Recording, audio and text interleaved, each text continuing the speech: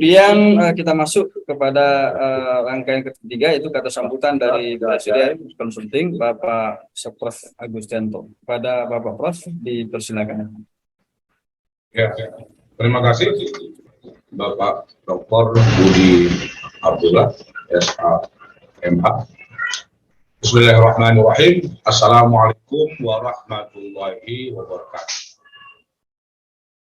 Alhamdulillah wa syukurillah wa salatu wassalamu ala rasulillah.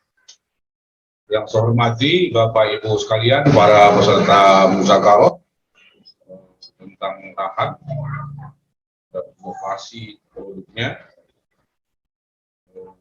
yang terdiri dari di sini saya lihat ada dari BMT Al-Muhajiri Bapak Abdullah, kemudian dari BMT Sakinah, kemudian dari BPRS Bidang Asri Mataram, ya ada Bapak. Ya, ini ada dari sahib saya ini Bapak Dr. Beni Wicaksono yang tidak asing. Siap. Assalamualaikum. Waalaikumsalam. Terima kasih Pak atas kehadirannya. Ya, selalu ikut ini. Alhamdulillah ya, luar biasa pengalaman Bapak ini ya sebagai dirut Bank Mega Syariah awal-awalnya, kemudian banyak berkecimpung di dunia pengembangan PKH ya, haji. Nah, kemudian dari mana lagi ini ya, dari Jakarta tapi tidak menyebutkan lembaga. Kemudian juga dari ada UIN, Ibu Dr. Basmaida ya, Ibu Dr. Basmaida. Siapa lagi ya? Ini tidak pakai nama Pak Zakia Manis. Pak Manis saya kira dari BPS Asri tadi ya. Saya lupa nama dirutnya yang sering hadir ketika saya datang ke Mataram, Pak Musta'in atau siapa ya Pak Zakia Manis. Masih beliau? Iya, Pak Musta'in Pak. Alhamdulillah dia juga sering ikut. Ibu siapa itu komisaris ya, saya lupa. Bu Nastiti. Nastiti ya? Iya. Masih beliau? Masih Pak. Alhamdulillah ya, beliau juga sering ikut. Dulu awal-awalnya di Hotel Sofian Betawi di kantor kita sering mengadakan training sebelum peristiwa COVID yang meluas. Alhamdulillah ya, dari Aceh juga Pak Sabriantoni, Bang Aceh juga ya. Apakah sudah masuk? Tapi sudah masuk. Dan timnya. Nah, Bapak Ibu sekalian, terima kasih ya atas kehadirannya, partisipasinya juga kepada Bapak Dr. Budi Abdullah, Dr. Syariah juga ya dari UIN yang banyak menggeluti kalau orang syariah ya di aspek hukum syariahnya. Ya, beliau ini advokat yang berpengalaman selama lebih dari 20 tahun ya di dunia advokat secara umum ya, bukan syariah saja. Bapak Ibu sekalian, topik kita ini sebenarnya membutuhkan waktu yang sangat panjang untuk mendiskusikannya. Apabila kita baca literatur dan riset-riset di bidang penerapan lahan, ya Ustadz Ilham dari Bank DKI, mahasiswa saya di Trisakti, itu juga saya ingat gadai ya, dan sudah menyerahkan 10 tahun yang lalu tentang tesisnya. Begitu juga siapa itu dari UIN ya, teman saya satu kelas di S3 tahun 2004 sudah menulis tentang disertasi ya tentang rohan. Ini suaranya katanya kurang besar ya. Ini sudah bisa suaranya? Ya. Suaranya kadang kecil, kadang suaranya ini apakah faktor jaringan ya, tapi saya kira ini IndiHome yang cukup bagus teruji ya selama ini. Nah, nanti tolong terus dimonitor tentang suara saya, tentunya ada yang bilang ya dari penjelasan sehingga penjelasan itu tidak utuh. Nah, Bapak Ibu sekalian, saya sejak dahulu ya, sejak zaman-zaman sama Pak Beni Wicaksono menjadi dirut, saya sudah aktif mengajar di 5 kampus, UI, S2, semua S2, di Sakti, Paramadina, UI Azhar, Unpad Bandung, UIN yang lain ya, bulanan mata kuliah saya itu tentang ayat dan hadis ekonomi. ya kita rekonstruksi ya, karena memang itu bidang saya dari kecil bersama usul fikih ya, bidang tafsir Quran, dan dari awal sudah menguasai penghafalan Al-Quran dan apa namanya itu pemahamannya, dan itu kita perlombakan ya, kita pertandingkan secara resmi secara nasional dalam bentuk MTQ. Nah, jadi dari sini ini adalah bekal yang sangat berharga sekali untuk menafsirkan ayat-ayat itu kepada seluruh aspek kehidupan manusia ya, tidak saja ekonomi, juga politik, hukum, dan peradaban lainnya. Tetapi saya sejak awal 90-an sudah fokus ya kepada penafsiran ekonomi Islam ya, sesuai dengan program studi yang saya dirikan tahun 97. Jadi tahun 97 sudah mendirikan program studi pertama perbankan syariah, diikuti Pak Muhammad bersama dengan Pak Safi Antonio. Nah, tapi kita negeri ya, walaupun dulu belum ada UIN namanya IAIN ya, tapi ini IAIN Institute. Nah, tapi ini sudah resmi mendapat pengakuan dari pemerintah saat itu. Nah, jadi sudah lebih 30 tahun kajian-kajian ini terus kita kembangkan. Maksud saya menjelaskan ini adalah bahwa Rahan yang ingin saya kembangkan ini adalah langsung apa namanya ini dari Quran ya dan hadis. Beda nanti rasanya apabila Rahan itu dibaca dari kitab kuning, apalagi dari kitab bahasa Indonesia, makin jauh ya cara menafsirkannya. Nah, Rahan kalau menurut dalam Al-Quran itu artinya bukan gadai. Ya, saya ulangi, Rahan itu artinya bukan gadai kalau dalam apa namanya itu ayat-ayat Quran kita perhatikan. Tapi dia adalah makna dasarnya, makna utamanya itu adalah kolateral. Dia adalah perjanjian aksesorir yang memproteksi atau mendukung, menyempurnakan akad pokok. Nah, itulah dia. Ya ayyuhallazina amanu idza tadayantum bidaynatin sama faktubu. Wahai orang beriman, jika terjadi utang piutang di antara kamu, maka catatkanlah. Jadi ada dain di sana, ada hutang. Hutang ini adalah hutang bukan qad, tetapi adalah hutang sektoril. Dia mengambil barang tapi tidak cash, itu namanya berhutang. Ya. Nah, jadi ada transaksi-transaksi yang dilakukan oleh Nabi Muhammad dan seluruh masyarakat pada saat itu jual beli tapi secara berhutang.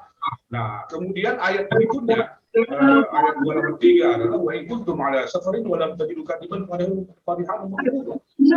Jadi perjanjian pokok utang piutang di backup dengan perjanjian yang disebut dengan perjanjian jaminan atas utang-utang itu, sehingga semua ulama. Nah, ini yang saya minta kepada disertasi tadi ya, Sofyan Mulazid ya, Dr. Sofyan Mulazid sama Ilham ya, mahasiswa saya, coba dulu minta bab 2-nya kumpulkan 100 buku tentang yang mendefinisikan tentang Rahan. Jadi definisinya itu jangan lupa berkaitan ada dain, menjadikan harta sebagai jaminan atas utang, ya, atas utang dain, ya, utang sektoril, bukan qad ya. Kalau qad tidak ada underlying transaction-nya, makanya tak boleh qad itu ada tambahannya, jadi tidak ada underlying transaction. Jadi kalau ada underlying transaction jual beli ya bisa beli 1.000 jual 1.500. Nah, jadi kembali kepada ini Rahan ini untuk meluruskan, karena sudah terlalu lama kita ini terlalu dominan menerjemahkan, memaknakan Rahan itu adalah sebagai gadai. Gadai itu betul, tapi dia hanya satu bagian daripada Rahan itu. Rahan itu maknanya adalah kolateral atau apa namanya agunan, ya agunan, ya kolateral ataupun agunan yang merujuk kepada undang-undang, undang-undang hak tanggungan dan undang fidusia, undang-undang hak tanggungan tahun 96, undang-undang fidusia tahun 99. Jadi ke sana arahnya. Sementara kalau gadai itu bukan masuk dalam wilayah itu. Dia masuk kepada kalau dulu peraturan pemerintah tentang gadai, maka melahirkan lembaga pegadaian. Nah, lembaga pegadaian, nah ini juga bagian daripada bentuk Rahan. Nah, Rahan itu nanti akan kita urai ya, dari kitab-kitab fikih, dan ini belum ada saya lihat buku berbahasa Indonesia yang menjelaskannya. Ada Rahan iqab, ada Rahan resmi, ada Rahan takmili, ada Rahan tasjili, ada Rahan hiazi. Nah, gadai itu Rahan hiazi. Ya, gadai itu Rahan hiazi. Nanti kita urai satu persatu, ya, sehingga wawasan kita tentang sejarah dan fikih tentang gadai ini semakin luas. Nah, di mana bukunya? Nah, itu yang saya kutipkan nanti di slide-slide saya itu.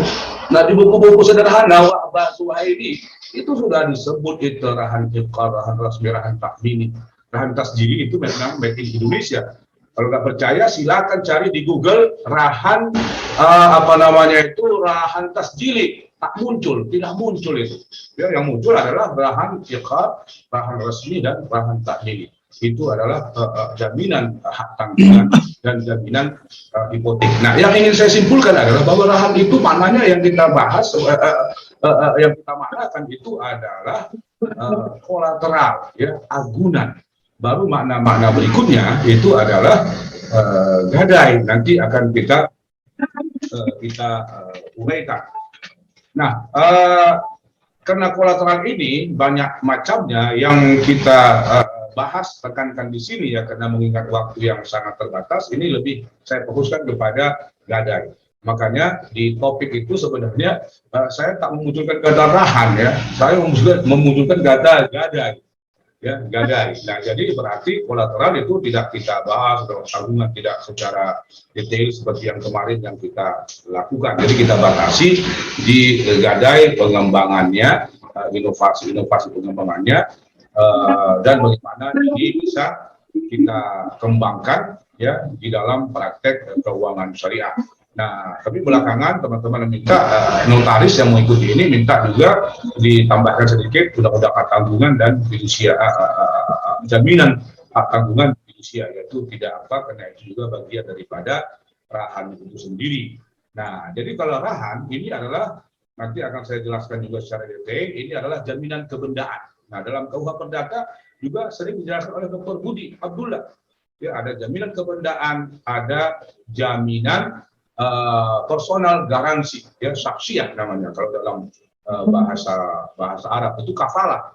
Jadi tanpa ada benda yang dijaminkan, namanya adalah kafalah. Semua ini menjadi loban, nanti akan kita bahas.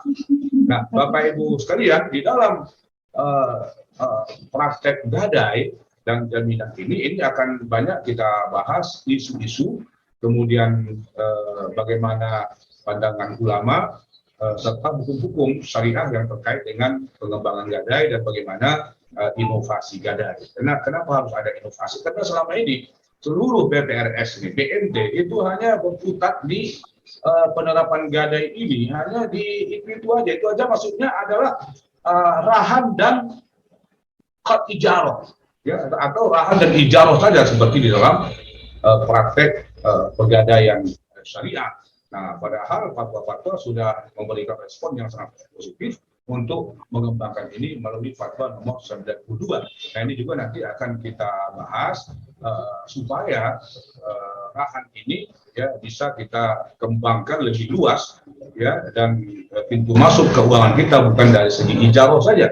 Ya, jadi tidak dari segi ijarah saja. Kalau yang selama ini yang klasik yang sudah konvensional kita terapkan di syariah, yang lama-lama itu hanya itu aja, ya, yaitu rahan dan ijarah. Padahal masih banyak kita kembangkan lagi ya, desain-desain yang sesuai dengan fatwa DSN dan sesuai dengan ajaran fikih gadai itu sendiri. Nah, saya kira Bapak Ibu sekalian, demikian pengantar singkat dari saya tentang masalah dan konflik yang akan kita diskusikan pada sore ini. Dan alhamdulillah di sini kita dihadiri oleh orang-orang yang sangat penting ya untuk membahas dan mendiskusikan, bermusyawarah bersama dalam topik gadai syariah. Nah, saya kira demikian saja untuk mendapatkan berkahnya. Mari sama kita membukanya dengan ucapan basmalah. Bismillahirrahmanirrahim. Wabillahi taufiq hidayah. Wassalamualaikum warahmatullahi wabarakatuh.